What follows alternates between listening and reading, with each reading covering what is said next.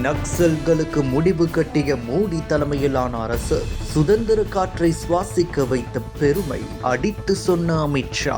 இந்தியாவில் கடந்த 50 ஆண்டுகளாக ஊடுருவி இருந்த நக்சலிசத்தை தொடர்ச்சியாக 12 ஆண்டுகளாக ஆட்சி செய்த பாரதிய ஜனதா கட்சி முடிவுக்கு கொண்டு வந்தது மிகப்பெரிய சாதனைகளில் ஒன்றாக பார்க்கப்படுகிறது.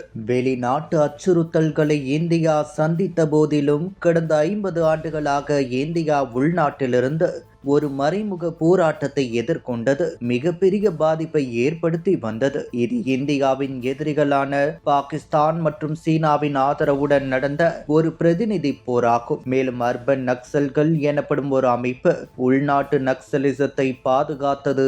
இதில் இந்தியர்கள், படை வீரர்கள், அரசியல்வாதிகள், சமூக பணியாளர்கள், ஆசிரியர்கள் மற்றும் ஏழை தொழிலாளர்கள் என உங்கள் சத்யாவின் full moon sale up to 70% தள்ளுபடி. ஏசி விலை 2ஆம் தேதி முதல் 15% வரை உயர்கின்றது. இப்போது ஏசி வாங்கி பணத்தை சேமியுங்கள். 16,000க்கும் மேற்பட்டோர் கொல்லப்பட்டனர். இந்தியாவை ஆட்சி செய்த காங்கிரசோ நக்சல்களின் அராஜகத்தை வேடிக்கை பார்த்து கொண்டிருந்தது. தடுக்க முடியாமல் பொறுத்து கொண்டிருந்தது.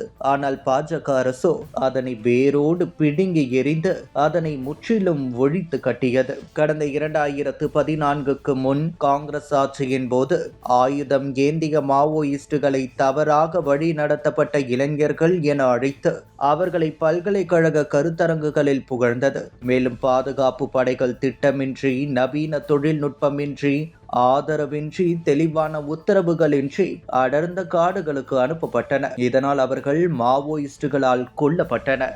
இது போதாதென்று நக்சல்கள் மாவோயிஸ்டுகள் ஆதிக்கம் செலுத்திய மாநிலங்களில் கிராமங்களில் சாலைகள், மின்சாரம், மருத்துவமனைகள், பள்ளிகள் என மக்களுக்கு தேவையான அடிப்படை வசதிகளை கூட செய்ய விடாமல், ஏன் பல ஆண்டுகளாக பழங்குடியினர் வாக்களிக்க கூட அனுமதிக்காமல் துன்புறுத்தி வந்தனர். அங்கு துப்பாக்கி ஆட்சிதான் நடைபெற்றது என்றே சொல்லலாம். 2014ஆம் ஆண்டு காங்கிரஸ் ஆட்சிக்கு பிறகு கர்ஜிக்கும் சிங்கம் போன்று பிரதமர் மோடி தலைமையிலான பாஜக அரசு மத்தியில் ஆட்சி அமைத்தது.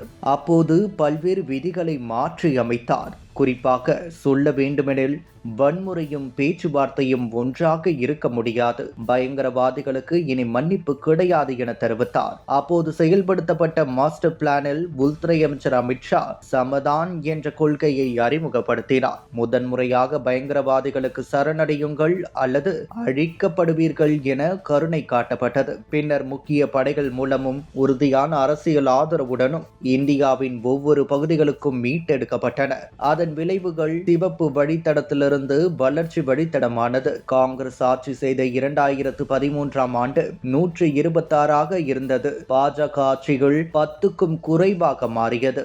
77% குறைந்து உயிரிழப்புகள் 90% குறைந்தது. முன்பு ஐஇடி குண்டுகள் இருந்த இடங்களில் தற்போது சாலைகள் மற்றும் மொபைல் கோபுரங்கள் உள்ளன.